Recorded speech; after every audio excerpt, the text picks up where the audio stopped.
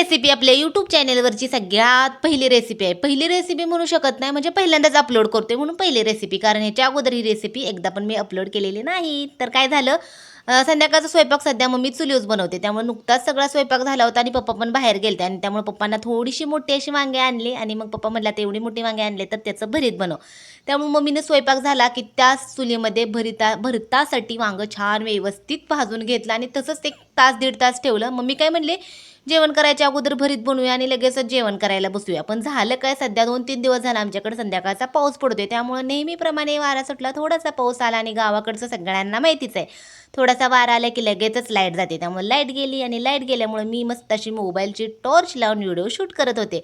मग केलं काय मम्मीनी, जे वांगं भाजून घेतलं होतं त्याचं सगळं वरचं आहे तर स्किन काढून घ्यायची. भरपूर असा लसूण, थोडीशी मिरची, मीठ घालून मस्त असं मॅश करायचं आणि आपलं सिंपल असं वांग्याचं भरीत तयार झाले. चला तर या खायला.